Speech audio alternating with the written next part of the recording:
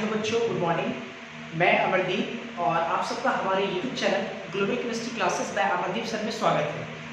आज organic chemistry में IPSC nomenclature का यह 8वां वीडियो लेक्चर है और आज से पहले अब तक हम लोग है ना आईपीएससी नोमेनक्लेचर लिखने का नेमिंग लिखने का पैटर्न 21012 के बारे में आपको पढ़ाया था कि 21012 के अंतर्गत क्या आता है। हालांकि वो काफ़ी ज़्यादा इम्पॉर्टेंट है और उन चीज़ों पे आपको ज़्यादा से ज़्यादा है ना समझने और अभ्यास करने की ज़रूरत है। तो आई थिंक कि आप उसको 1 से 2 बार पढ़ चुके होंगे, अगर नहीं पढ़े होंगे तो आप उसको पढ़ें, काफ़ी ज़्यादा इम्पॉर्टेंट है। वो चीज़ें कई बार रिपीट होगा आने वाले समय में, हर बार वही सब चीज़ें आती रहेगी, तो इसलिए आपको उसको ज़्यादा से ज़्यादा पढ़ने की ज़रूरत है। खैर, तो इसी के साथ कंटिन्यू करते हैं, ठीक है। तो मैंने आपको नाम लिखने का एक रामबाण तरीका बताया था नाम लिखने का। अगर आपको आईपीएससी नाम लिखना है, नोमेनक्लेचर लिखना है, तो नाम लिखने के लिए जो मैंने आपको पैटर्न दिया था, मैंने कहा था कि वो एक प्रकार का रामबाण है। आपको जब भी कभी किसी कंपाउंड का नाम लिखना है तो नाम के लिए आप 21012 को प्रीफर करेंगे, ठीक है। आज उसी से मिलता जुलता एक और भी मैं आपको काफी बड़ा कॉन्सेप्ट बताने जा रहा हूँ। वो ये कि अगर आपको ऑर्गेनिक केमिस्ट्री में किसी भी कंपाउंड का आईपीएससी नोमेनक्लेचर लिखना है तो हम क्या क्या स्टेप लगाएंगे इसके बारे में डिस्कशन करेंगे। तो अगर मान लो कि कोई कंपाउंड आपको मिला और उस कंपाउंड का अगर आपको नाम लिखना है आईपीएससी नोमेनक्लेचर लिखना है, तो सबसे पहला स्टेप हमारा ये होना चाहिए कि हम उस कंपाउंड में पैरेंट चेन का सिलेक्शन करें, पैरेंट चेन का चुनाव करें। Step first, selection of parent chain. Parent chain का सिलेक्शन हो गया तो स्टेप 2 में हम लोग उस पैरेंट चेन का नंबरिंग करेंगे, काउंटिंग करेंगे, ठीक है, numbering of that parent chain. और स्टेप 3 जो कि लास्ट स्टेप है, उसमें हम लोग करेंगे naming of the compound on the basis of 21012 pattern, जो कि मैंने आपको पढ़ाया था पहले। तो आप इसको ब्रह्मास्त्र की तरह यूज कीजिए। आपको जब कभी भी ऑर्गेनिक केमिस्ट्री में आपको आईपीएससी नोमेनक्लेचर मिला लिखने के लिए, आप पहला काम क्या करेंगे, सब कुछ छोड़ छाड़ के सबसे पहला काम हमको क्या करना है, पैरेंट चेन का सिलेक्शन करना है। पैरेंट चेन का सिलेक्शन हो गया, उसके बाद जो आप पैरेंट चेन चुने हैं उसका नंबरिंग कीजिए, काउंटिंग कीजिए, और जब काउंटिंग कर लिए तो उसके बाद फिर 21012 पैटर्न को लगा करके आप उसका नाम लिखेंगे। क्लियर है? तो जो मैंने आपको कहा वो यहाँ पे हमने लिखा है कि we will follow 3 steps for writing the IUPAC nomenclature. Step first, selection of parent chain. Step 2, numbering of parent chain. और step 3, naming of the compound. आप इसको वीडियो को पॉज करके आप इसको लिख लें, मैं इसको मिटा रहा हूँ, फिर आगे देखिए क्या। अच्छा, ये तो चलो ठीक है, 3 स्टेप फॉलो करना है। अब सवाल ये है कि सर ये तो ठीक है, जितना भी अभी हम लोग पढ़े सब बेसिक है अभी तक, है ना। हम लोग आईपीएससी नोमेनक्लेचर की सारी बेसिक बातों को पढ़ चुके हैं।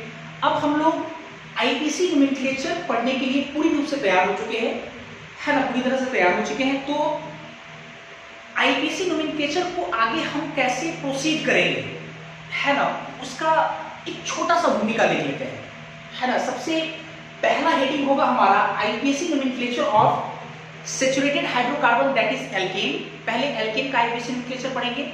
दूसरा हेडिंग होगा हमारा IPSC nomenclature of unsaturated hydrocarbon that is alkene and alkyne, मतलब दूसरे में पढ़ेंगे हम लोग एल्कीन एल्काइन का नोमेनक्लेचर। उसके बाद तीसरा हमारा हेडिंग होगा IPSC nomenclature of cyclic compound, मतलब साइक्लिक कंपाउंड, साइकिल जैसा जो कंपाउंड होगा उसका आईपीएससी नोमेनक्लेचर पढ़ेंगे तीसरे हेडिंग में। चौथा हेडिंग होगा हमारा IPSC nomenclature of compound containing functional group. Functional group जैसे अल्कोहल, फिनॉल, सॉरी अल्कोहल हो गया, है ना, आपका carboxylic acid, aldehyde, ketone, ester, तो ये सब जैसे फंक्शनल ग्रुप का आईपीएससी नोमेनक्लेचर पढ़ेंगे चौथी हेडिंग में। पांचवें हेडिंग में हम लोग पढ़ेंगे IPSC nomenclature of special types of compound like bicyclo compound and spiro compound, bicyclo और स्पाइरो कंपाउंड का आईपीएससी नोमेनक्लेचर, ठीक है। नेक्स्ट हेडिंग होगा हमारा IPSC nomenclature of benzene. Benzene का नोमेनक्लेचर, क्योंकि बेंजीन एक स्पेशल टाइप का कंपाउंड है, उसका नोमेनक्लेचर एक हेडिंग के साथ पढ़ेंगे। और इतना हो जाने के बाद मैं आपको लास्ट में नोमेनक्लेचर का सेकंड पार्ट कॉमन नोमेनक्लेचर में आपको पढ़ाऊंगा, कॉमन नेम के बारे में पढ़ाऊंगा। क्लियर है यहाँ तक?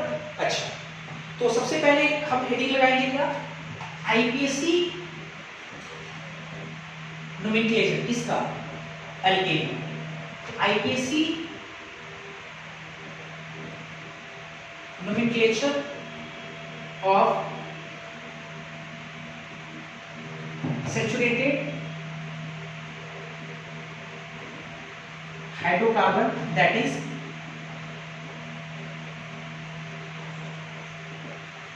एल्केन, है ना। हम लोग एल्केन का आईपीएसी नोमेनक्लेचर पढ़ेंगे सबसे पहले। सो देखते हैं जरा, कंपाउंड कोई भी हो हमको 3 स्टेप को फॉलो करना है। सिलेक्शन ऑफ पैरेंट चेन, सबसे पहले हम लोग बात करेंगे सिलेक्शन ऑफ पैरेंट चेन। तो स्टेप फर्स्ट है ना, selection of parent chain, parent chain का चुनाव सबसे पहला काम। तो अब सवाल ये कि सर ठीक है पैरेंट चेन का चुनाव, पैरेंट चेन कहते किसको है। तो अगर ये मेरा सवाल आपसे कि पैरेंट चेन क्या है, तो आप लोग बेसिक क्लासेस में 9th क्लासेस में आपने पैरेंट चेन जरूर चुना होगा। लेकिन अगर मेरा ये क्वेश्चन कि पैरेंट चेन क्या है, तो आप लोग की तरफ से जवाब आता है sir parent chain straight chain, मतलब जो कंपाउंड मिलेगा उसमें जो स्ट्रेट चेन होगा वो पैरेंट चेन कहलाएगा। और भी बहुत सारे बच्चों का अलग अलग आंसर होता है। कुछ बच्चों का ये कहना होता है कि सर जो पैरेंट चेन होता है वो maximum number of carbon atom, तो कुछ हद तक चलो ये सही है। कुछ बच्चे और भी कई तरीके से डेफिनेशन को देते हैं। तो हालांकि ठीक है, जो भी आपने पढ़ा है आप सही मायने में आप पैरेंट चेन का सिलेक्शन जो है या पैरेंट चेन के बारे में आपने सही तरीके से नहीं पढ़ा है। जो बात है मैं क्लियर कह रहा हूँ आपको, चूंकि नोमेनक्लेचर में काफी डिटेल पढ़ाने जा रहा हूँ, तो आपको छोटी छोटी बातों का ध्यान रखना पड़ेगा। ऑर्गेनिक केमिस्ट्री में कोई भी बड़ा बात नहीं होता है, छोटी छोटी बातों को ही अगर हम ध्यान रखेंगे तो उन छोटी छोटी बातों को मिलाकर के एक बड़ा बात या एक बड़े कॉन्सेप्ट का है ना जन्म होता है। तो कॉन्सेप्ट कोई बड़ा नहीं है, सब छोटे छोटे कॉन्सेप्ट को मिलाकर बड़ा कॉन्सेप्ट बनता है। तो आपको छोटी छोटी बातें ध्यान रखना पड़ेगा। ठीक है, देखते हैं जरा सिलेक्शन ऑफ पैरेंट चेन। तो पैरेंट चेन के बारे में आप सिर्फ ये बोलोगे कि sir number of carbon atom ज्यादा हो उसको पैरेंट चेन कहते हैं, तो ऐसा बिल्कुल नहीं है। पैरेंट चेन को थोड़ा सरिया करके अच्छे से बोलता हूं मैं आपको। पैरेंट चेन एक वैसा कार्बन का चेन है ना, पैरेंट चेन हमेशा कार्बन का चेन होगा, एक वैसा कार्बन का चेन जिसमें कार्बन का संख्या सबसे ज्यादा हो, साथ ही साथ वो चेन आपका स्ट्रेट भी हो सकता है या ब्रांच भी हो सकता है। आप ये बहम में मत रहिए कि हमेशा स्ट्रेट चेन आपका पैरेंट चेन होगा, बिल्कुल नहीं। वो स्ट्रेट भी हो सकता है और ब्रांच भी हो सकता है। मतलब ये स्ट्रेट भी हो सकता है आपका, ब्रांच मतलब ऊपर से नीचे हो सकता है, ऊपर से स्ट्रेट फिर नीचे हो सकता है, या ऊपर से स्ट्रेट हो सकता है नीचे से स्ट्रेट हो सकता है, तो कैसा भी हो सकता है, ब्रांच भी हो सकता है। ठीक है। और तीसरा जो है सबसे इंपॉर्टेंट बात ये कि जो आपका पैरेंट चेन होगा वो मस्ट बी कंटिन्यूअस होना चाहिए। पक्के से क्या होना चाहिए, कंटिन्यूअस होना चाहिए। हालांकि कंटिन्यूअस वर्ड पे बहुत सारे बच्चे फोकस नहीं होते हैं, लेकिन कंटिन्यूअस वर्ड अपने आप में एक बड़ा बात है, एक बड़ा एक है ना, एक अपने आप में एक बहुत बड़ी बात है कि कंटिन्यूअस वर्ड को बच्चे नजरअंदाज कर देते हैं। तो मैं आपको समझाऊंगा कि यहाँ पे कंटिन्यूअस क्या है, कंटिन्यूअस किसको कहते हैं। तो पैरेंट चेन के सिलेक्शन के लिए है ना, पैरेंट चेन के लिए सिलेक्शन के लिए हम सबसे पहले क्या करेंगे, नियम first, rule first.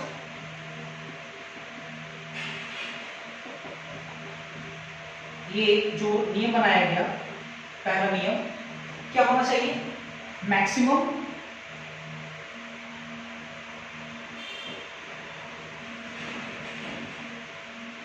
Maximum number of carbon atom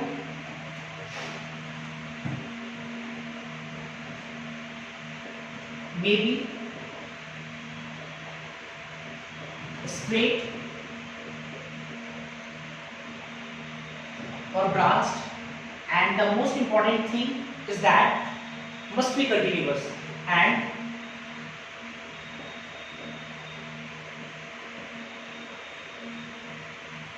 must be continuous। तो पैरेंट चेन का सिलेक्शन के लिए maximum number of carbon atom हो, वो स्ट्रेट या ब्रांच दोनों हो सकता है, और सबसे इंपॉर्टेंट बात है कंटिन्यूअस होना चाहिए। ठीक है, तो चलो देखते हैं। तो हम एक एल्केन लेके आते हैं पहले। ठीक है, तो मान लो कि हम एक एल्केन लाए, ये मान लो हमारा एक कंपाउंड है,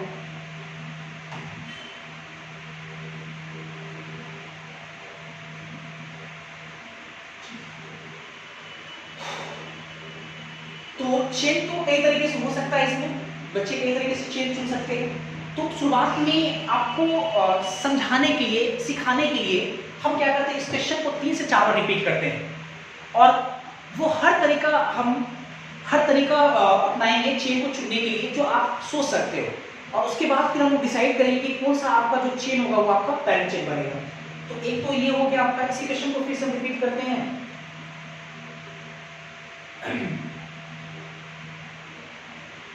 ठीक है, एक बार फिर रिपीट करते हैं इसको।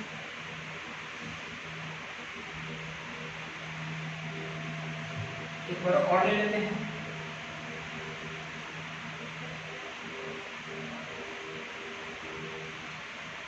चलो 3 से 4 बार बोलिए। चेन कई तरीके से हो सकता है। कुछ बच्चा कहेगा सर इस कार्बन से इस कार्बन तक, ये एक चेन हो सकता है। कुछ बच्चे चेन का सिलेक्शन ऐसे कर सकता है, सर ऐसे, है ना, चेन का सिलेक्शन किया जाए। कुछ बच्चा हो सकता है कि चेन का सिलेक्शन इस प्रकार से करें, ये दोनों कार्बन, ये कार्बन,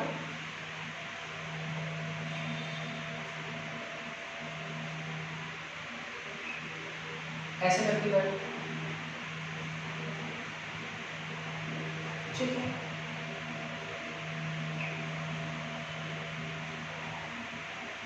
और कुछ बच्चा कहेगा sir maximum number of carbon atom ही होना चाहिए ना, तो हम चेन का सिलेक्शन ऐसे कर सकते हैं।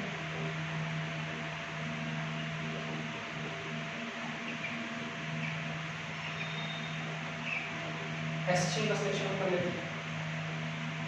तो कई तरीके से चेन का सिलेक्शन हो सकता है। हमने आपको 3-4 तरीका आपको दिखाया है। अब इसमें हमको डिसाइड ये करना है कि इन चारों में आपका पैरेंट चेन कौन सा है ना।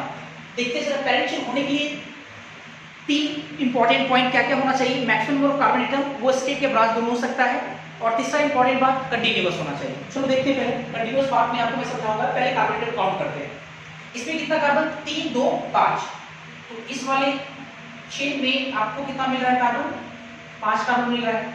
इसमें कितना, 1, 2, 3, 4, 5, 6। इस वाले चेन में 6 कार्बन मिल रहा है। इसमें कितना, 1, 2, 3, 4, 5, 6, 7। इसमें कितना मिल रहा है, 7 कार्बन मिल रहा है। और इस वाले चेन को अगर लेते हैं, इसमें कितना कार्बन, 1, 2, 3, 4, 5, 6, 7, 8, 9, 10 कार्बन मिल रहा है। तो बहुत सारे बच्चे कहेगा सर ये 10 carbon maximum number of carbon atom है, तो ये हमारा होना चाहिए पैरेंट चेन, लेकिन ये आपका पैरेंट चेन नहीं होगा। क्योंकि जो बच्चा सिर्फ अगर कार्बन एटम की संख्या को मान करके अगर वो पैरेंट चेन मानता है तो ये गलत है। क्योंकि पैरेंट चेन होने के लिए maximum number of carbon atom के साथ साथ वो कंटिन्यूअस भी होना चाहिए। चेन कैसा होना चाहिए, कंटिन्यूअस होना चाहिए, और चेन कंटिन्यूअस रहेगा तभी वो पैरेंट चेन कहलाएगा। अब सवाल ये होगा आपके मन में कि सर कंटिन्यूअस है क्या। कंटिन्यूअस का हिंदी मतलब होता है लगातार। अब थोड़ा कंटिन्यूअस यहां समझाते हैं कि यहां कंटिन्यूअस किस मायने में होना चाहिए।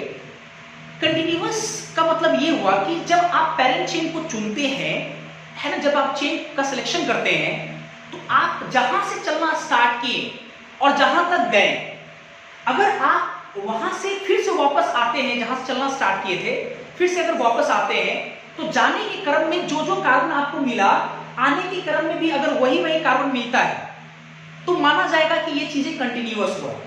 जैसे मान लो कि अगर हम कहीं ट्रैवल करते हैं, कहीं से चलना स्टार्ट किए, मान लो यहां से हमको जाना है, मान लो कि हमको चौक से जाना है, पटना जाना है, तो चौक से पटना अगर हम जिस रास्ते से गए, अगर उसी रास्ते से आ रहे हैं, तो माना जाएगा कि आप कंटिन्यूअस है। लेकिन अगर आप चौक से पटना जिस रास्ते से गए और अगर दूसरे रास्ते से अगर आप आ रहे हैं, तो इसका मतलब वो कंटिन्यूअस नहीं हुआ, आपका डिसकंटिन्यूअस सही है, डिसकंटिन्यूअस, ये नॉट कंटिन्यूअस कहलाएगा। तो आप थोड़ा यहाँ देखो ऐसे कि जैसे ये है आपका, ठीक है, बढ़िया से। अब देखो जैसे ये पहले कंटिन्यूअस देखिए, कंटिन्यूअस है कि नहीं। जैसे हम यहाँ से स्टार्ट किए, तो ये ऐसे गए, एक ये कार्बन, ये कार्बन, ये कार्बन, ये कार्बन, ये कार्बन, यहाँ से यहाँ तक गए, तो ये सब हमको कार्बन मिला। वापस आ रहे हैं तो देखो ये कार्बन, ये कार्बन, ये कार्बन, ये कार्बन, ये कार्बन, वही कार्बन मिल रहा है हमको। आने जाने के क्रम में जो कार्बन मिल रहा है वही आने के क्रम में हमको कार्बन मिल रहा है। अब ये चेन कैसा है, कंटिन्यूअस है। इसमें अगर देखें तो जाने क्रम में ये कार्बन के बाद ये कार्बन के बाद ये कार्बन के बाद ये कार्बन, ये कार्बन, ये कार्बन, स्टॉप में भी अब यहाँ तो रिटर्न हो रहे हैं, तो इसके ये कार्बन, ये कार्बन, फिर ये कार्बन, फिर ये कार्बन, फिर ये कार्बन, मतलब आने के क्रम में भी वही कार्बन मिल रहा है आपको। इसका मतलब दैट इज कंटीन्यूअस। ये क्या है? कंटीन्यूअस। अच्छा, इसमें भी वही चीजें देखो, जैसे जैसे गए और वैसे ही देखो जब आ रहे हैं उसी रास्ते से मोड़ के आ रहे हैं, तो इसका मतलब ये क्या है? ये भी आपका कंटीन्यूअस है। तीनों चीज कंटीन्यूअस है। अच्छा, अब आते जरा, ये कंटीन्यूअस नहीं, थोड़ा समझते कैसे। जैसे हम यहाँ से चलो मान लीजिए चलना स्टार्ट किए, यहाँ से तो यहाँ से चलना स्टार्ट किए तो ये कार्बन मिला, आगे बढ़े तो ये कार्बन मिला, और आगे बढ़े तो ये कार्बन मिला, और इधर बढ़े तो ये कार्बन मिला, फिर आगे बढ़े, है ना। अब देखो क्या है, फिर आगे बढ़े तो ये कार्बन मिला। तो जरा सोचो तुम, अगर ऐसे हम लोग चले तो इसके बाद ये मिला, इसके बाद ये मिला, इसके बाद ये मिला, अब देखो फिर लौट रहे हैं, इसके बाद ये मिला, इसके बाद ये मिलना चाहिए, हम इसके बाद ये कार्बन कंसीडर कर ले रहे हैं, है ना। ऐसे जा रहे हैं, फिर ऐसे जा रहे हैं, तो आपको नहीं लग रहा है कि ये डिसकंटीन्यूअस है? मतलब जाने के क्रम में जो जो कार्बन मिल रहा है, आने के क्रम में वो कार्बन नहीं मिल रहा है, छूट जा रहा है, तो ये नॉट अ कंटीन्यूअस, ये कंटीन्यूअस नहीं है। ठीक है, ये कंटीन्यूअस है नहीं, तो ये 10 कार्बन होने के बावजूद भी आपका पैरेंट चेन बिल्कुल नहीं होगा। तो अब सवाल है कि पैरेंट चेन कोड, तो पैरेंट चेन जिसमें maximum number of carbon atom ये 5, ये 6, ये 7, ऑब्वियसली ये आपका होगा पैरेंट चेन और ये आपका पैरेंट चेन नहीं है। इस तरह से हम लोग पैरेंट चेन का सिलेक्शन करेंगे। अच्छा, तो ठीक है, ये जो मैंने आपको एग्जांपल अभी कराया था, अभी जो नियम पहला जो पढ़ाया आपको फर्स्ट नियम पैरेंट चेन का सिलेक्शन के लिए, उस पे ये एग्जांपल था, उस पे एग्जांपल। अब आप क्या करो कि पहले वीडियो को पॉज करके आप जितनी भी बातें हमने लिखा है उसको नोट करो। ध्यान रखो कि कॉपी के राइट साइड में आप स्पेस ये खाली रखो यहाँ पे, क्योंकि पहला नियम के बाद ये नियम फेल होगा, आने वाले समय में आपको पता चल जाएगा। फेल होगा तो इसके नीचे हम लोग सेकेंड नियम लिखेंगे, नियम लगातार लिखा रहेगा तो आपको आगे पढ़ने में सहूलियत मिलेगा। ठीक है, तो पहले आप उसको पूरा नोट करो और राइट साइड थोड़ा सा जगह छोड़ के रखना है आपको थोड़ा सा। ठीक है, फिर आगे देखते हैं, मैं एग्जाम्पल भी जा रहा हूँ। ठीक, अगर हम पैरेंट चेन सीक्वेंस सिलेक्शन करना, तो एक एग्जांपल और देखते हैं। अगर मान लो कि हमारा सवाल कुछ ऐसा,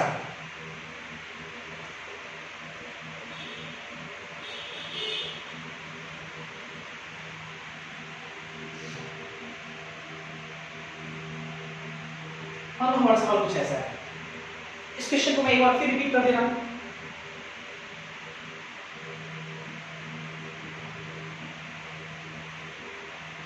ठीक है, अब इसमें हम पैरेंट चेन का सिलेक्शन करते हैं। पैरेंट चेन ध्यान रखना है आपको, maximum number of carbon atom, तो ऐसे तो नहीं ले सकते हैं, ऐसे लेंगे तो 1 2 3, है ना, ये तो होगा नहीं ऐसे। अच्छा, यहां से यहां चलते 1 2 3 4 5 और सीधे जाते हैं तो 2 4 2 3 4 5, ऐसे एक और राउंड बनाना है। चलो मान लीजिए, तो नीचे अगर आएंगे 3 2 5 कार्बन, सामने जाएंगे तो 6 कार्बन, ऑब्वियसली ये मैक्सिमम मिल रहा है, तो एक ये हो सकता है हमारा चेन,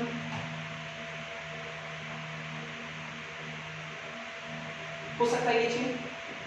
और फिर देखें तो नीचे तो आ नहीं सकते, ऐसे अगर चलते हैं तो 1 2 3 4 5 6 मिल रहा है, ये भी तो हो सकता है आपका,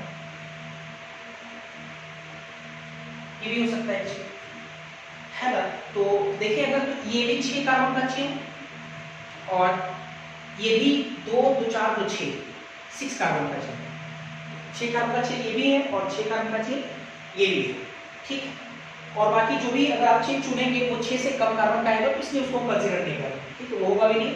अच्छा, अब आते हैं जरा, तो क्या सर दोनों में तो 6 कार्बन का चेन आ रहा है, तो क्या हम किसी को भी पैरेंट चेन मान सकते हैं? नहीं, किसी को पैरेंट चेन नहीं मान सकते, क्योंकि अगर आप ये वाला 6 कार्बन का अगर आप चेन लेते हो, ये वाले 6 कार्बन का अगर आप चेन लेते हो, तो इस चेन को चुनने के बाद आपको अगर देखिए, आप अगर देखें तो यहाँ पे 2 सब्स्टिट्यूट मिल रहा है, ये लिए तो देखो एक छूट रहा है आपका क्या, 1 कार्बन, एक छूट रहा है आपका क्या, 2 कार्बन का chain, 2 carbon 1 carbon, 1 carbon methyl 2 carbon methyl, तो 6 कार्बन का चेन लेने से एक सब्स्टिट्यूएंट 2 सब्स्टिट्यूएंट, है ना। आप ऐसे ध्यान रखो, सब्स्टिट्यूएंट हम लोग बोलते हैं, सब्स्टिट्यूएंट एक टर्म है। सब्स्टिट्यूएंट किसको बोलते हैं? जब अगर आप चेन चुन लेते हैं, तो चेन चुनने के बाद उस चेन से लगे हुए जो है ना बच जाता है, आप उसको क्या बोलते हैं? Substituent.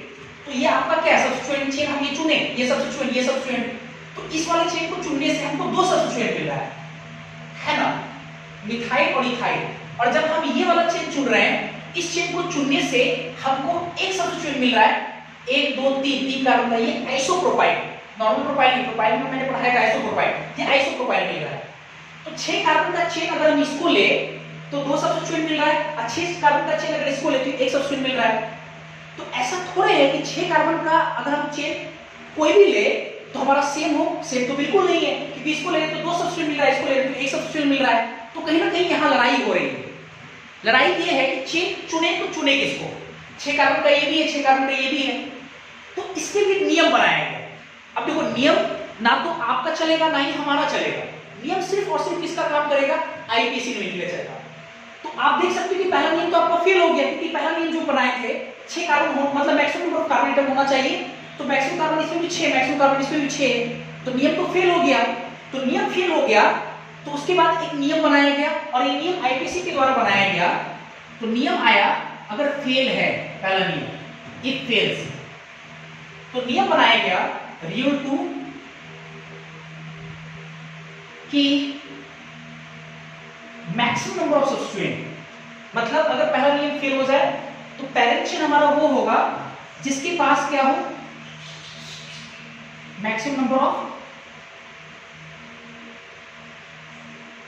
Substituent, maximum number of substituent है ना। पेरेंट चेन चुनना है तो पहला नियम लगाएंगे मैक्सिमम ऑफ कार्बन एटम, अगर maximum of carbon atom fail हो गया तो उसके बाद हम लगाएंगे मैक्सिमम नंबर ऑफ सब्स्टिट्यूएंट। तो यहां पे कितना सब्स्टिट्यूएंट? 2 सब्स्टिट्यूएंट, और यहां कितना सब्स्टिट्यूएंट? 1 सब्स्टिट्यूएंट, ये 2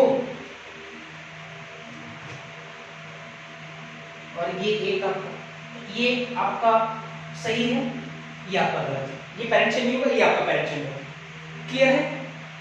कुछ बच्चे के दिमाग में ये भी एक सवाल होगा कि सर अगर मान लीजिए कि ये भी नियम फेल हो गया, तो अगर बच्चे ये नियम फेल हो जाएगा ना, तो इसका मतलब समझ लो कि आपका अगर 2 चेन मिल रहा है, दोनों में अगर बराबर कार्बन है, बराबर संख्या है कार्बन का, तो आप यकीन मानो कि उसमें सब्स्टिट्यूएंट का भी संख्या सेम हो जाएगा।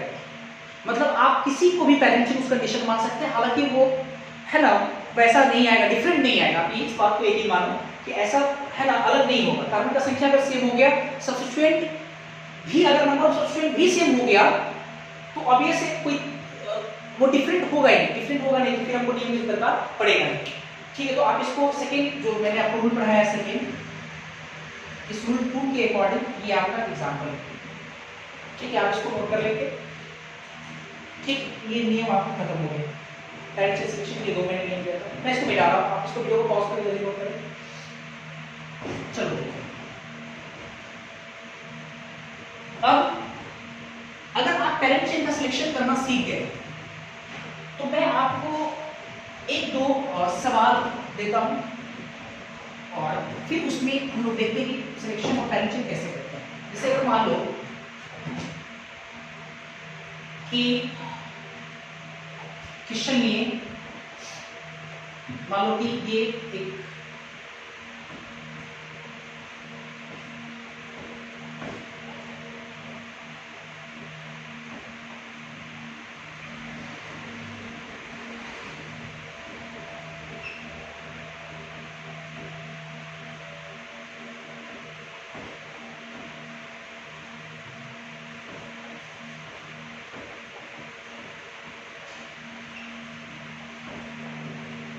मान लो ये एक सवाल हो, ठीक है।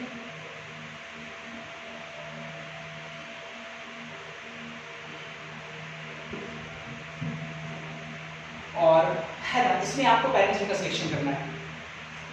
ये एक क्वेश्चन है, इसमें आपको क्या करना है? पेरेंट चेन का सिलेक्शन करना है। तो आप क्या करो कि पहले वीडियो को पॉज करके आप खुद से ट्राई करो, फिर नहीं बनेगा तो आप वीडियो को फिर है ना ऑन करके आप उसको देख सकते हो। चलो फिर हम देखते हैं आपको, चलो देखते हैं। जैसे देखो कि इसमें प्रॉब्लम क्या है कि क्वेश्चन तो काफी कॉम्प्लेक्स है, काफी कॉम्प्लेक्स आपका चेन है, और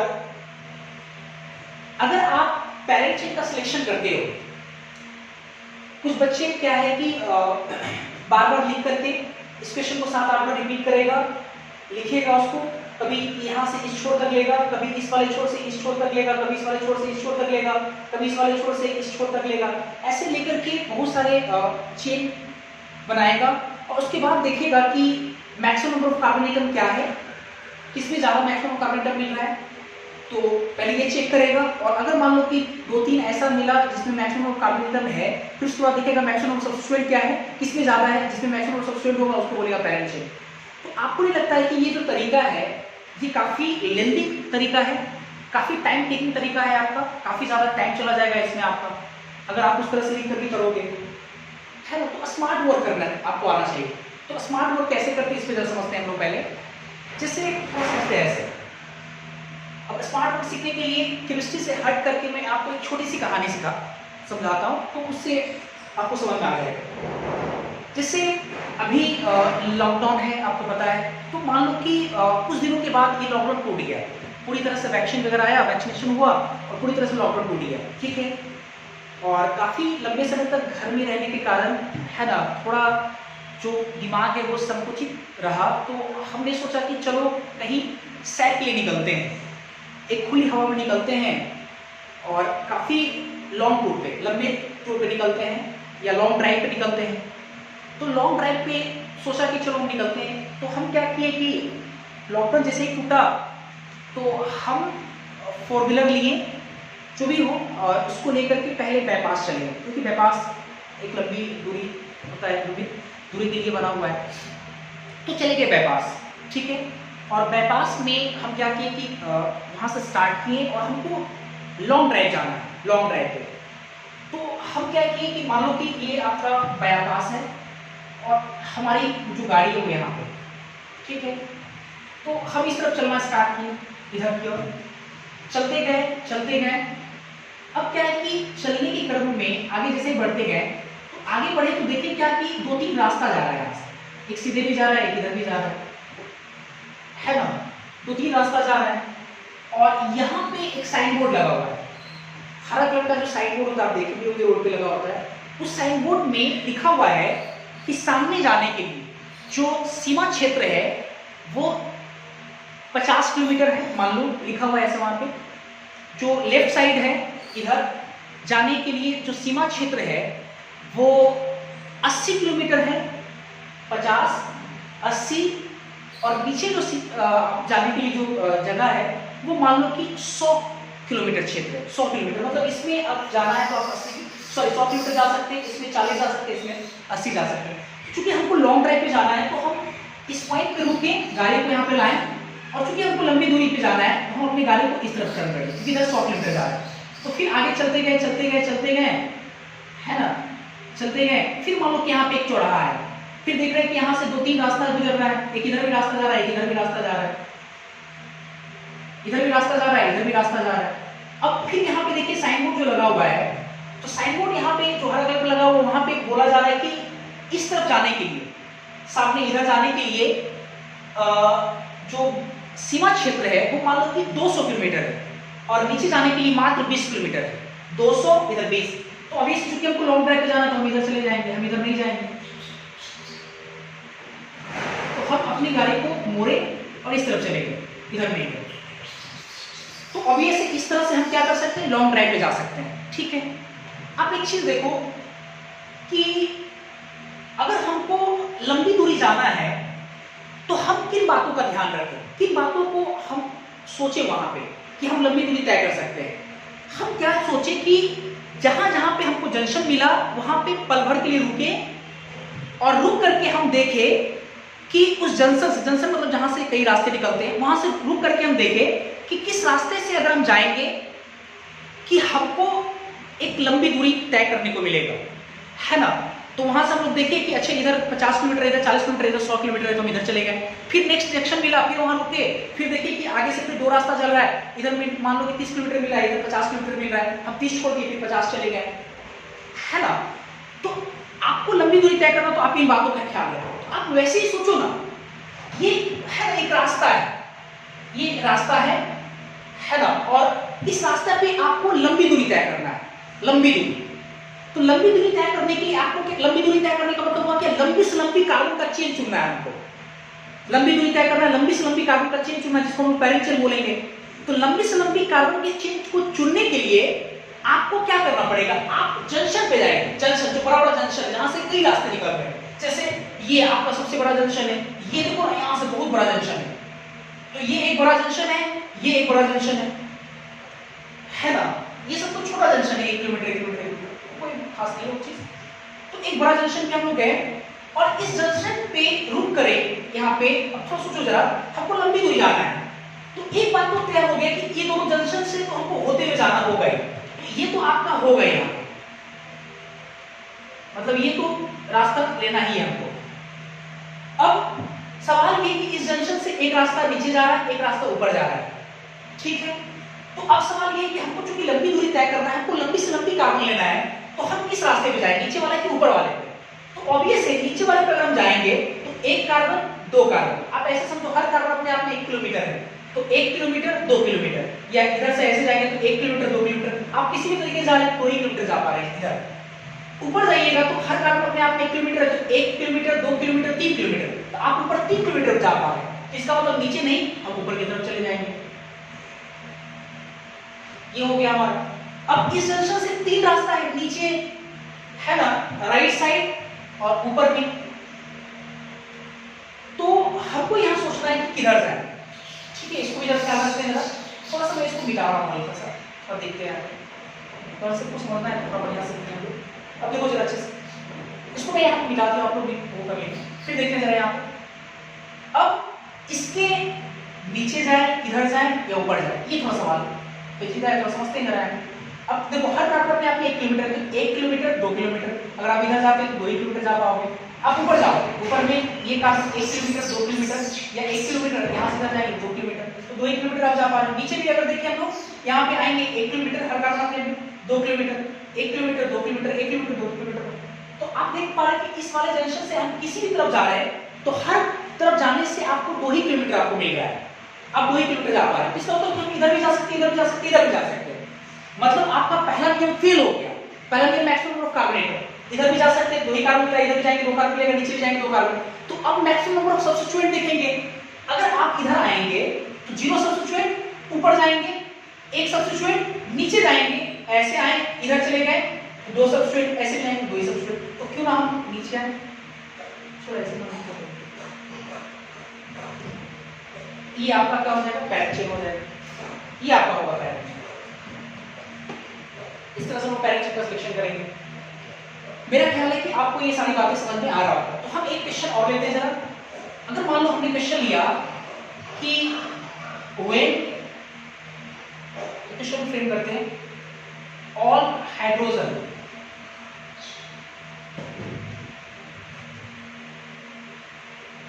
ऑफ मीथेन आर रिप्लेस्ड, किससे रिप्लेस कर देते हैं, replaced by isopropyl, secondary butyl,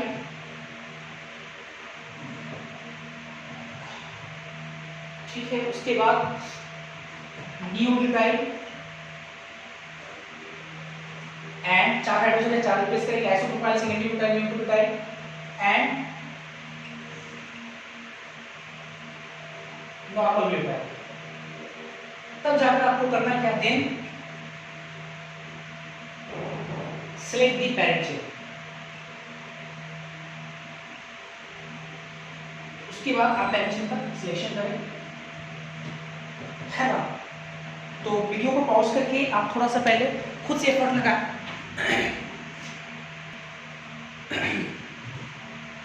I hope कि आपका क्वेश्चन बन गया होगा। खैर जिसका नहीं बना थोड़ा मिला लेंगे। देखिए सबसे पहले मीथेन, मीथेन का फॉर्मूला क्या होता है, CH4, H H H H, ठीक है।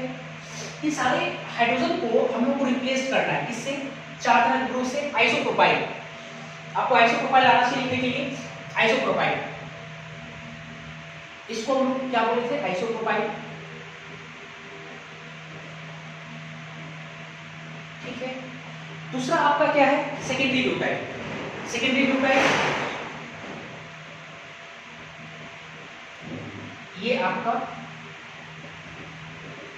सेकेंडरी ब्यूटाइल है।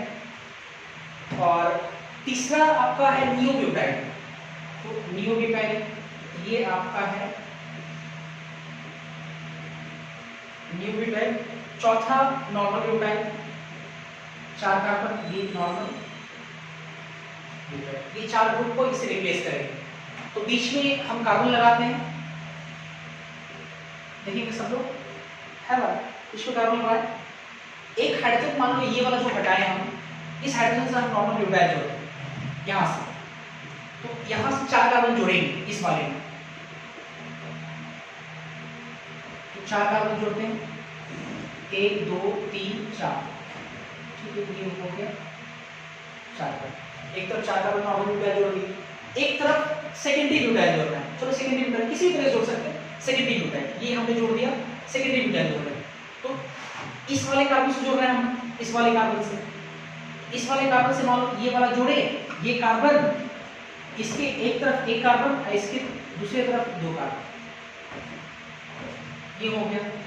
तीसरे तरफ नियोब्यूटाइल जोड़ना है ये, तो तीसरे तरफ उधर हम लोग जोड़ दे रहे हैं नियोब्यूटाइल। इधर ये कार्बन, इस कार्बन से 3 कार्बन, ऐसे कुछ जुड़ रहा है। और जो ऊपर वाला साइड है उसमें आइसोप्रोपाइल, तो जिस कार्बन से हम उसको जोड़ रहे हैं ये वाला कार्बन, उस कार्बन से 2 कार्बन, एक इधर जोड़ दिए, एक इधर जोड़ दिए, ऐसे हो गया। तो ये जोड़ दिया। अब इसमें हमको पैरेंट चेन का सिलेक्शन करना है। देखते पैरेंट चेन हमारा कौन सा बन सकता है, देखते जरा। मेन जंक्शन तो आपका यही है, ठीक है। तो इधर जाएंगे तो 4 कार्बन, ऊपर आप कितना भी चले जाइए 2 ही कार्बन मिलेगा, इधर कितना भी चले जाइए 2 कार्बन, इधर चले जाइए 3 कार्बन। हमको लगता है पैरेंट चेन आपका। अब देखो मेन जंक्शन ये है, एक जंक्शन ये बन रहा है, तो इधर से आपको 1 कार्बन मिल रहा है, इधर 2 कार्बन, इधर देखोगे तो है ना 4, तो इधर मिल ही रहा है, इधर 4, इधर 2 मिल रहा है, इधर 3 मिल रहा है, इधर 2 मिल रहा है। तो ऑब्वियसली ये हम लोग लेंगे, हमारा ये क्या हो जाएगा, पैरेंट चेन हो जाएगा, ये पैरेंट चेन हो जाएगा। ठीक है, तो इसके बाद नेक्स्ट हम लोग देखते हैं, इसको मिलाते हैं। ये स्टेप फर्स्ट था हमारा, selection of parent chain.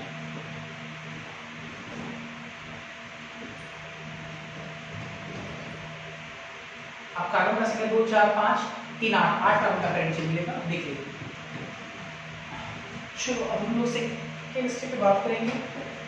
Step 2 है हमारा नंबरिंग ऑफ पैरेंट चेन।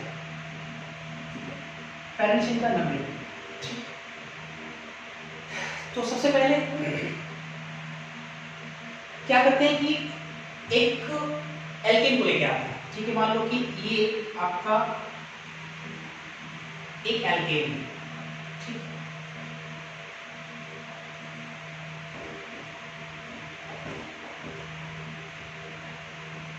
ये मान लो एक एल्केन, ठीक। हमारा सिंगल बॉन्ड एल्केन है और हमको पैरेंट चेन का नंबरिंग करना है। अब देखो नंबरिंग में एक छोटा सा पॉइंट यूज होता है जिसको हम लोग कहते हैं लोकेट नंबर। लोकेट नंबर कई बार आएगा, तो लोकेट नंबर क्या है इसको हम समझते हैं। लोकेट नंबर, लोकेट नंबर को बोलते हैं positional number of substituents. Substituents के पोजिशनल नंबर को जो आप काउंट करते, काउंटिंग करते, नंबर देते हैं, तो सब्स्टिट्यूएंट को जो नंबर मिलता है उसी नंबर को हम लोग क्या बोलते हैं, locate number. Positional number of substituent is called locate number, ठीक। अब देखते हैं जरा, तो सबसे पहला काम हम लोग क्या करेंगे, जैसे ही हमको सवाल मिला सबसे पहला काम होना चाहिए हमारा पैरेंट चेन का सिलेक्शन। साफ साफ देखने से लगता है कि पैरेंट चेन आपका ये होगा, ठीक है, ये पैरेंट चेन होगा। इसके बाद इस पैरेंट चेन का अगर हम नंबरिंग की बात करें, काउंटिंग की बात करें, तो आप इस पैरेंट चेन का नंबरिंग 2 तरीके से कर सकते हैं। Left to right, right to left. अगर लेफ्ट टू राइट करते हैं 1 2 3 4 5 6, ठीक है। तो लेफ्ट टू राइट कर रहे हैं, एक बार राइट टू लेफ्ट कर सकते हैं, राइट टू लेफ्ट करते हैं एक बार 1 2 3 4 5 6। तो मेरा सवाल ये है कि सब्स्टिट्यूएंट का लोकेट नंबर क्या है? सब्स्टिट्यूएंट का लोकेट नंबर क्या है? अब बहुत सारा बच्चा बोलेगा सर लोकेट नंबर 3 होगा। बिल्कुल नहीं, लोकेट नंबर 3 तब होगा जब आप लेफ्ट टू राइट नंबरिंग कर रहे हैं, लोकेट नंबर 3 होगा। और अगर आप राइट टू लेफ्ट कर रहे हैं तो लोकेट नंबर 4 होगा। मतलब 3 और 4 दोनों लोकेट नंबर उसका है। डिपेंड करता है कि नंबरिंग आप किधर से कर रहे हैं। अगर लेफ्ट टू राइट कर रहे हैं तो लोकेट नंबर कितना है? 3 है। राइट टू लेफ्ट कर रहे हैं तो लोकेट नंबर कितना है? 4। 4 को मिला है, 4 लोकेट नंबर इसका होगा। है ना? अभी तो लोकेट नंबर पढ़े। अब लोकेट नंबर ये 3 है, लोकेट नंबर ये 4 है। तो सवाल ये है कि सर सब्स्टिट्यूएंट का जो लोकेट नंबर है 3 या 4 जो भी है, सही लोकेट नंबर कौन होगा? मतलब सही नंबरिंग कौन सा माना जाएगा?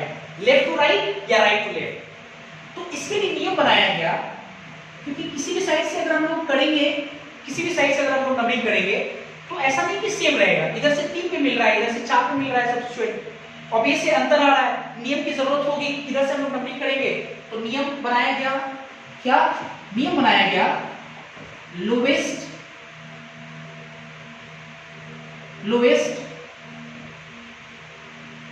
Locate number rule. Lowest locate number rule, lowest locate number, lowest मतलब सबसे कम, मतलब नंबरिंग उधर से माना जाएगा जिधर से सब्स्टिट्यूएंट का लोकेट नंबर सबसे कम आ रहा। तो ऑब्वियस है इधर से कर रहे हैं 3, इधर से कर रहे हैं 4, तो ये नंबरिंग सही माना जाएगा और ये नंबरिंग गलत माना जाएगा। तो ये आपका 3 लोकेट नंबर हो गया। एक और देखते हैं जरा, इसी तरह से निकल। अगर मान लो कि ऐसा है,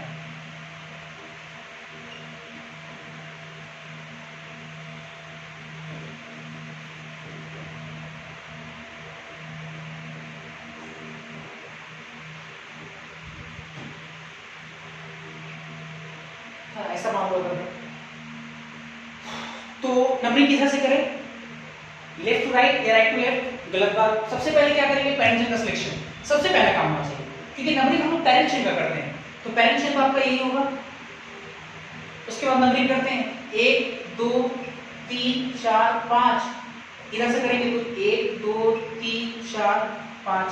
तो इधर से करने पे सब्स्टिट्यूएंट का लोकेट नंबर 2 मिल रहा है और इधर से करने पे सब्स्टिट्यूएंट का लोकेट नंबर 4 मिल रहा है। ऑब्वियसली ये नंबरिंग सही, ये नंबरिंग गलत। मेरा ख्याल है कि आपको समझ में आ रहा होगा।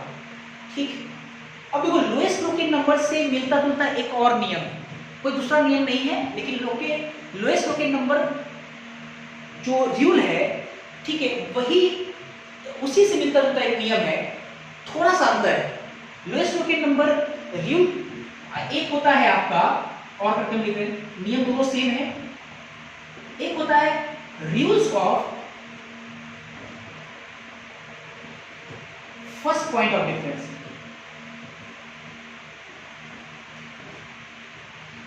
Shortly RFP.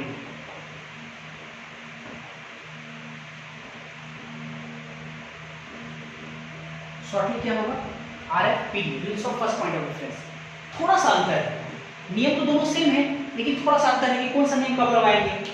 Lowest locate number जो रूल है, ये आप तब लगाइए जब मात्र एक सब्स्टिट्यूएंट रहे, एक सब्स्टिट्यूएंट। और rules of first point of difference आप तब लगाइए जब एक से ज्यादा सब्स्टिट्यूएंट उसमें प्रेजेंट हो, एक से ज्यादा। ठीक है, एक से ज्यादा रहे तो एक से ज्यादा या एक भी रहे तब भी आप लगाएंगे, कोई दिक्कत नहीं है। लेकिन हाँ, लोएस्ट लोकेट नंबर रूल कब आप लगाएंगे? सिर्फ जब एक सब्स्टिट्यूएंट रहे। और आरएफपीडी या rules of first point of difference कब लगाएंगे? जब एक रहे या एक से ज्यादा रहे। तो क्यों ना हम लोएस्ट लोकेट नंबर से रूल का जो मॉडिफाइड फॉर्म है, जो आपका मॉडर्न फॉर्म है, वो क्या है आपका? Rules of first point of difference. तो आप इसी को लगाएंगे, rules of first point of difference.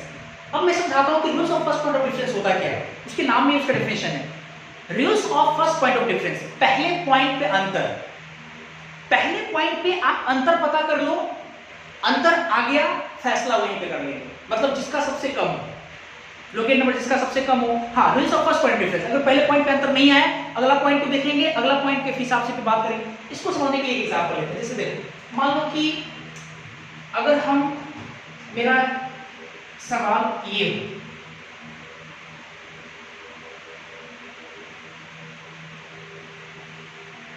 मान लो ये सवाल, ठीक है। सबसे पहले पैरेंट का सिलेक्शन करेंगे और साफ साफ देख सकते हो कि ये आपका जंक्शन है। एक जंक्शन देखो इधर दिख रहा है, एक जंक्शन ये, एक जंक्शन ये, दोनों जंक्शन को जोड़ना ही है लंबी दूरी तय करने के लिए। इधर जाए कि ऊपर जाए, और वैसे ऊपर जाएंगे 2 कार्बन, इधर 1 कार्बन, यहाँ से इधर जाए कि नीचे जाए, नीचे 3 कार्बन। तो देखो साफ साफ दिख रहा है पैरेंट चेन हमारा, ठीक, ये पैरेंट चेन हो गया। अब ये तो आपका पैरेंट चेन हो गया, ठीक। अब क्या करें, अब हमको नंबरिंग करना है। चलो नंबरिंग करते हैं। पहले एक बार हम नंबरिंग इधर से स्टार्ट करते हैं, इधर से ऐसे, एक बार नंबरिंग ऐसे स्टार्ट करेंगे। तो अगर हम इधर से नंबरिंग स्टार्ट करेंगे तो इसको 1 2, शुरुआत में मैं लिख के समझा रहा हूं, बाद में आपके लिए आसान हो जाएगा, 4 5 6 7, ठीक। और एक बार नंबरिंग हम इस तरफ से करेंगे ऐसे, तो 1 2 है ना, 3 4 5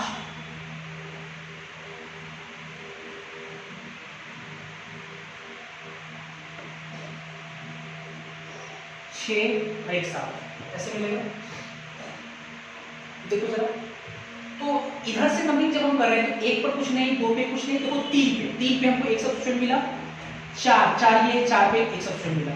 तो कब कहाँ मिल रहा है हमको लिखना पड़ेगा, यहाँ पे 3 पे और 4 पे मिल रहा है, और तो नहीं मिल रहा है, 5 पे नहीं, 6 पे नहीं, 7 पे नहीं। और इधर से अगर हम नंबरिंग कर रहे हैं तो इधर से नंबरिंग करने पे 1 पे नहीं, 2 पे नहीं, 3 पे नहीं, 4 पे देखो 1 मिल रहा है।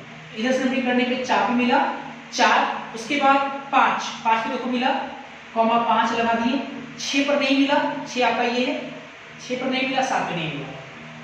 तो इधर से नंबरिंग करने पे 3 और 4 पे सब्स्टिट्यूएंट मिल रहा है, और इधर से नंबरिंग करने पे 4 और 5 पे सब्स्टिट्यूएंट मिल रहा है।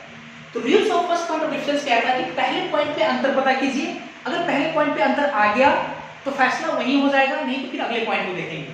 जैसे 3 4 और 4 5 में पहला पॉइंट आपका क्या है, 3 4 है, इधर से 3 इधर से इसका 4, और 3 4 में फर्स्ट पॉइंट ऑफ डिफरेंस, पहले पॉइंट पे अंतर है, ये 3 कह रहा है, ये 4 कह रहा है, सेम तो है नहीं। इसका मतलब कि फैसला अगर करेंगे तो 3 सबसे कम होता है, 4 आगे होता है, इसका मतलब कि ये आपका नंबरिंग सही माना जाएगा, ये नंबरिंग आपका गलत माना जाएगा। मैं आपको एक हाइपोथेटिकल क्वेश्चन समझाता हूं, और भी इस नियम को अच्छे समझाने के लिए एक हाइपोथेटिकल क्वेश्चन को लेकर मैं समझाता हूं।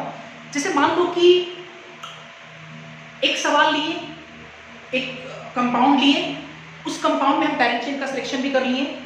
सिलेक्शन करने के बाद मान लो समझने के लिए कि जब हम नंबरिंग कर रहे हैं लेफ्ट टू राइट, ऐसे नंबरिंग कर रहे हैं, तो 3 सब्स्टिट्यूएंट आया, और 3 सब्स्टिट्यूएंट का पोजीशन मान लो है 4 8 या 4 5, चलो ऐसे मान लेते हैं 3 5 और 10, समझ लो अच्छे से।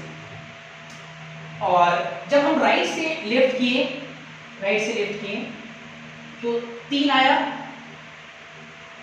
3 राइट से लेफ्ट करने पे, नेक्स्ट हमारा आया 4, और नेक्स्ट हमारा आया 15, मान लो 15। हाइपोथेटिकल सवाल है, मैं आपको इसे समझा रहा हूं, rules of first point of difference 15 है। अब तो सवाल ये है कि नंबरिंग किधर से सही माना जाएगा, लेफ्ट टू राइट या राइट टू लेफ्ट। चलो आरएफपीडी लगाते हैं। तो आरएफपीडी के according rules of first point of difference, पहले पॉइंट पे अंतर नहीं रहा, दूसरे पॉइंट पे अंतर देखो आ गया, पहले पॉइंट पे अंतर नहीं है क्योंकि तीनों 3 सेम है, दूसरे पॉइंट पे हम देख रहे थे 5 1 4, तो पॉइंट यहाँ पे डिफरेंस देखो है 5 1 4, तो फैसला हो गया। फिर कुछ बच्चे ऐसे कहेगा सर आगे थोड़ा बढ़िए ना, आगे बढ़िए, आगे देखिए क्या है कि ये 15 ये 10 है, तब तो सर फैसला इसके अकॉर्डिंग होगा, 10 कम है 15 ये, तो इसके हिसाब से ये ज्यादा होगा, ये कम। तो एक चीज मेरे को बताओ, जो फैसला पहले पॉइंट पे हो जा रहा तो हम आगे क्यों बढ़े? आप ऐसा समझो ना, जैसे मान लो किसी कारण से कोई, मान लो कि किसी कारण से अगर कोई फैसला अगर आपका सिविल कोर्ट में गया, तो सिविल कोर्ट में अगर वो फैसला नहीं कर पाया, मान लो नहीं कर पाया, अगर हो गया तो अच्छी बात है, अगर नहीं हुआ तो आप किसका दरवाजा खटखटाओगे? ऑब्वियस है हाई कोर्ट का दरवाजा खटखटाएंगे। अगर हाई कोर्ट ने ये साफ इनकार कर दिया कि नहीं फैसला नहीं होगा यहाँ पे, है ना, तब तो जाकर के आप सुप्रीम कोर्ट जाओगे। लेकिन अगर मान लो कि हाई कोर्ट अगर फैसला कर दिया तो सुप्रीम कोर्ट क्यों जाएंगे हम? सुप्रीम कोर्ट आपका क्यों फैसला करे? चीजें यही है, हम फर्स्ट पॉइंट पे डिफरेंस लगाएंगे। पहला पॉइंट पे अगर अंतर देखो नहीं आया, अगले के पास में अगला पॉइंट पे अगर अंतर आ गया तो फैसला वही हो जाएगा, आगे जाने की जरूरत नहीं, ये ध्यान रखेंगे हम लोग। तो इससे फैसला होगा ये आपका सही हो गया, मतलब ये आपका नंबरिंग सही माना जाएगा, ये आपका गलत हो जाएगा, क्योंकि 4 कम है 5 ज्यादा है, ऐसे एकदम डिफाइन करेंगे। क्लियर है? तो मेरा ख्याल है कि आरएफपी आपको समझ में आ गया। अगर आ गया तो फिर एक और एग्जांपल और लेते हैं हम। आप इसको वीडियो को पॉज करके ये सारे एग्जांपल को आप नोट करें पहले, सारे एग्जांपल को, फिर देखते हैं जरा।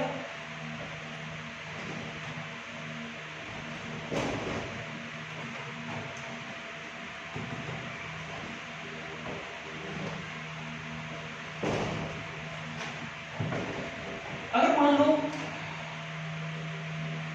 कुछ ऐसा एग्जांपल हो,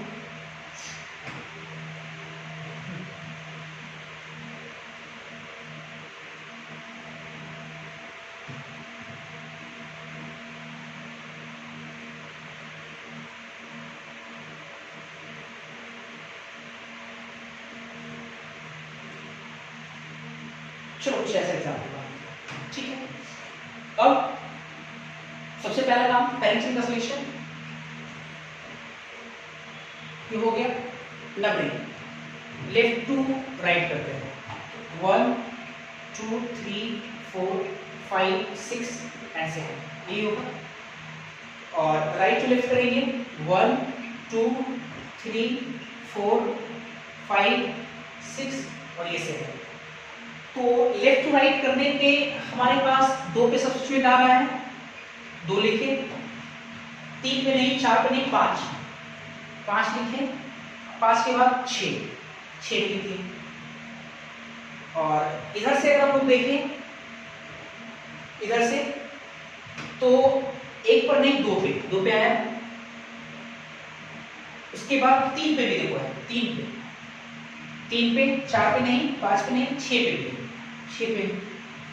तो बच्चा ऐसे कहेगा सर ठीक है, पहले पॉइंट में तो डिफरेंस पता नहीं चला, एक दूसरे पॉइंट में डिफरेंस पता चल गया, फैसला ये होगा, ये आपका गलत है। मैं आपको कहूँ ये पूरा गलत है। आप गलती देखो क्या कर रहे हो कि जब आप नंबरिंग किए और नंबरिंग करने के बाद जब आप सब्स्टिट्यूएंट का लोकेट नंबर जब आप यहाँ लोकेट कर रहे हो, तो एक गलती आप ये कर दे रहे हो कि यहाँ पे 2 कार्बन पे, दूसरे नंबर कार्बन पे 2 सब्स्टिट्यूएंट है, एक नीचे भी है एक ऊपर भी है, आप उसको नहीं दिखा रहे। अब देखो होगा कैसे, जब हम लोग लेफ्ट टू राइट करेंगे, है ना, लेफ्ट टू राइट करेंगे तो इधर दिखा रहा हूं, लेफ्ट टू राइट करेंगे अगर हम लोग,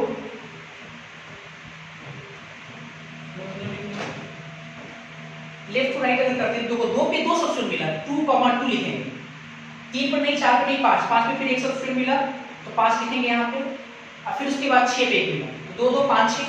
राइट टू लेफ्ट करेंगे तो 2 पे मिला, 3 पे मिला, है ना, 4 पे नहीं, 5 पे नहीं, 6 पे, लेकिन आपको 2 मिला तो 6, तो जब पहले पॉइंट में डिफरेंस नहीं पता चला, लेकिन दूसरे पॉइंट में डिफरेंस पता चल रहा है, तो दूसरे पॉइंट में डिफरेंस पता चल रहा है आपको, वो दूसरे पॉइंट पे आपका ये 2, ये आपका क्या है 3 है, ये आपका 2 और ये आपका 3, तो फैसला आपके इसके अकॉर्डिंग होगा, इसके अकॉर्डिंग नहीं होगा।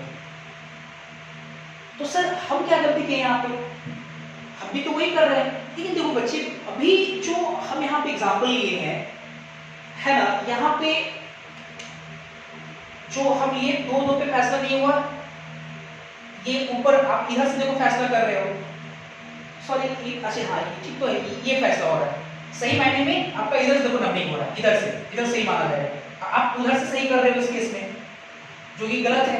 ये आपका देखो नंबरिंग लेफ्ट टू राइट, ये सही है आपका, क्योंकि 2 और 3 पे 2 आपका, ये हो गया सही। अच्छा इसके बाद देखते जरा, तो अगर ठीक है एक और मान लो एग्जांपल अगर कुछ ऐसा लेते हैं,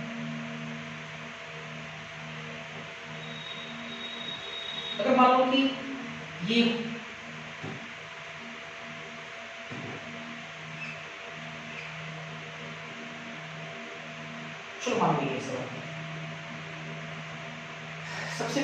पेरेंट चेन का सिलेक्शन ये होगा। उसके बाद नंबरिंग, तो लेफ्ट टू राइट करते हैं 1 2 3 4 5 6 और इधर से करेंगे तो ये 1 2 3 4 5 और 6। तो इधर से करने पे आपको 3 और 4 का सब्स्टिट्यूट मिल रहा है 3,4। इधर से करने पे आपको 1 पे नहीं 2 पे नहीं 3 पे मिला 4 पे मिला, तो 3,4 3,4। और अच्छे से देखो जरा, ये 3 को अगर लगाएंगे फैसला नहीं होगा, 4 के साथ लगाएंगे देखो फैसला नहीं होगा। लेकिन क्या नंबरिंग हम किसी भी साइड से करें क्या सेम रहेगा, इसको जरा जांचते हैं पहले। अगर आप लेफ्ट टू राइट करते हैं तो 3 पे ये सब्स्टिट्यूएंट, ये क्या है आपका 1 कार्बन का सब्स्टिट्यूएंट है जिसको हम मिथाइल कहते हैं, है ना, CH3 होगा। और 4 पे 2 कार्बन का सब्स्टिट्यूएंट है जिसको हम इथाइल बोलते हैं। तो लेफ्ट टू राइट करने से 3 पर मिथाइल 4 पे इथाइल आ रहा है, लेकिन राइट टू लेफ्ट करने पे आपको 3 पर इथाइल 4 पर मिथाइल आ रहा है, ऑब्वियस डिफरेंस है। तो हम अपने मन से किसी भी साइड से काउंटिंग नहीं कर सकते हैं। तो ऑब्वियस है, सिचुएशन को देख करके हमको ये महसूस हो रहा है कि नियम का यहाँ पे जरूरत है, और ये जो नियम आएगा वो ना तो आपका चलेगा और ना तो हमारा, ये नियम आईपीसी द्वारा बनाया जाएगा। तो अगर नियम फेल हो गया, ये फेल, तो नियम बनाया गया रूल 2 बनाया गया, अप्लाई अल्फा बेटिकल ऑर्डर। अगर नियम फेल हो जाए, क्या फेल हो जाए, आरएफपीडी फेल हो जाए, west making number rule fail हो जाए, तो फिर नियम क्या बनाया गया, अल्फाबेटिकल ऑर्डर। मतलब नंबरिंग उधर से किया जाएगा, है ना, नंबरिंग उस तरफ से किया जाएगा जिस तरफ से करने पर सब्स्टिट्यूएंट जो है अल्फाबेटिकली आपको पहले मिले, अल्फाबेटिकली ऑर्डर में वो पहले मिले, मतलब अल्फाबेटिकली ऑर्डर उसका सबसे पहला हो। जैसे नंबरिंग उधर से सही माना जाएगा जिधर से आपको वो सब्स्टिट्यूएंट मिले जो डिक्शनरी में पहले आता हो, डिक्शनरी में पहले आता हो, अर्थात अल्फाबेटिकल ऑर्डर को फॉलो करेंगे। तो ये आपका क्या है, CH3, ये M से स्टार्ट होता है मिथाइल, ये आपका क्या है इथाइल, E से स्टार्ट होता है। तो अल्फाबेटिकली पहले कौन है, E, तो E कम से कम मिले तो नंबरिंग किधर से सही माना जाएगा, इधर से कर रहे हैं तो 4 पे मिल रहा है इथाइल, इधर से कर रहे हैं तो 3 पे मिल रहा है इथाइल, इसका मतलब ये नंबरिंग सही माना जाएगा और ये नंबरिंग गलत माना जाएगा। क्योंकि अगर आपका आरएफपीडी फेल हो गया तो हम लोग अप्लाई करेंगे, अप्लाई अल्फाबेटिकल ऑर्डर। क्लियर है यहां तक? अच्छा, इसके बाद अगर आप ये नियम सीख गए तो एक सवाल और हम लेते हैं इस पे, फिर देखेंगे आगे। पहले आप इसको नोट कर लेंगे वीडियो को पॉज करके।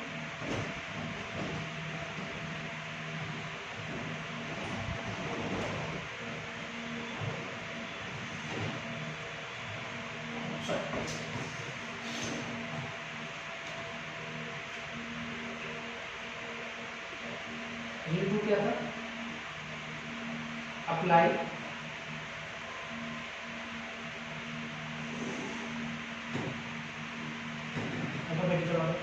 ठीक। एक और एक एग्जांपल है, मान लो कि हम एक सवाल लिए जिसमें 3 6 2 8 10 मान लो ऐसा है।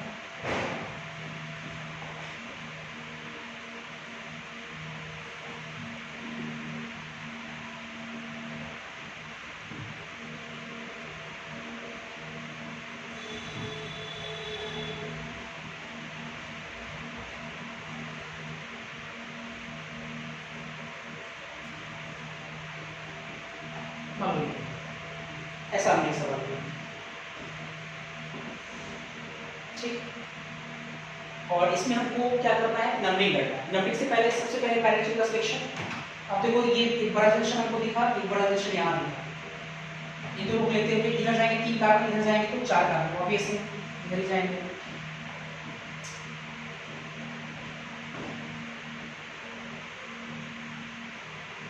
चलो फिर इसके बाद देखते हैं, इसके नीचे आएंगे तो 4 कार्बन, इसके इधर जाएंगे तो 4 कार्बन, एक सब्स्टिट्यूएंट, तो ऑब्वियस ऐसे चले जाएंगे। ये हो गया आपका पेरेंट चेन का सिलेक्शन। नंबरिंग इधर से करते हैं लेफ्ट टू राइट, तो 1 2 3 4 5 6 7 8 9 10, और राइट टू लेफ्ट करेंगे तो 1 2 3 4 5 6 7 8 9 n। तो इधर से करने पे 3 पर, 5 पे, 6 पे और 8 पे, 3, 5, 6, 8। और राइट टू लेफ्ट करने पे 3 पे, 5 पे, 6 पे और 8 पे। इधर से भी आपका 3 पे, 5 पे, 6 पे और 8 पे। ऑब्वियस है, आप पहले पॉइंट में अंतर लगाइए, नहीं लग रहा है, दूसरे पॉइंट में भी अंतर नहीं लग रहा है, तीसरे पॉइंट में भी अंतर नहीं लग रहा है, फैसला नहीं हो रहा है। आरएफपीडी रूल आपका क्या हो गया, फेल हो गया। तो अब क्या लगाएंगे हम लोग, अल्फाबेटिकल ऑर्डर लगाएंगे। तो अल्फाबेटिकल ऑर्डर का मतलब कि जो पहले आए, अल्फाबेटिकल ऑर्डर मतलब जो डिक्शनरी में पहले आए सब्स्टिट्यूएंट, है ना, तो उसके अकॉर्डिंग काम करें। अब बच्चे क्या करते हैं कि हड़बड़ा करके ये देख लेता है, सर ये इथाइल है और ये मिथाइल, ऐसे देखता है, ये इथाइल ये मिथाइल है, तो चलो इथाइल और मिथाइल में ईथ तो पहले आया ही, तो क्यों ना हम इधर से नंबरिंग स्टार्ट कर दे, ये नंबरिंग सही माना जाएगा और ये नंबरिंग गलत हो जाएगा। लेकिन आप थोड़ा ये देखो कि ये इथाइल है माना, ये आपका 3 कार्बन का क्या है, प्रोपाइल है, और ये आपका 4 कार्बन का क्या है, ब्यूटाइल है, और ये 1 कार्बन का क्या है, मिथाइल। तो मिथाइल डिक्शनरी में आपको बाद में मिलेगा, इथाइल पहले मिलेगा, लेकिन जो आप अल्फाबेटिकल ऑर्डर लगाते हैं तो सारे सब्स्टिट्यूएंट लगाइएगा। तो सारे सब्स्टिट्यूएंट में क्या इथाइल पहले आएगा कि ब्यूटाइल पहले आएगा, ब्यूटाइल क्या आएगा, बी है, ये बी से स्टार्ट हो रहा है तो बी पहले आएगा, और अगर बी पहले आएगा तो इसका मतलब ये हुआ कि इसको कम से कम नंबर मिलना चाहिए। तो इधर से करने पे 6 मिल रहा है और इधर से करने पे देखो 5 मिल रहा है, समझे। फिर जल्दीबाजी में आप क्या करोगे, इधर सही मान लोगे, जबकि देखो सही इधर से हो रहा है, right to left, left to right नहीं हो रहा है, तो इधर से सही माना जाएगा, इधर से गलत माना जाएगा। आई होप कि अब जाकर के आपको एल्केन में 2 काम तो आप सीख गए होंगे, एक तो पैरेंट चेन का सिलेक्शन कैसे करेंगे और दूसरा काम है ना पैरेंट चेन का नंबरिंग कैसे करेंगे। समय ज्यादा हो गया तो अगली क्लास में हम क्या करते हैं, नेमिंग ऑफ द कंपाउंड पढ़ेंगे, है ना। तो आज की इतना रहने देते हैं, थैंक यू। आप लोग जाकर के प्लीज रिवाइज करें, इस पर ज्यादा से ज्यादा अभ्यास करें, बढ़िया रहेगा आपके लिए।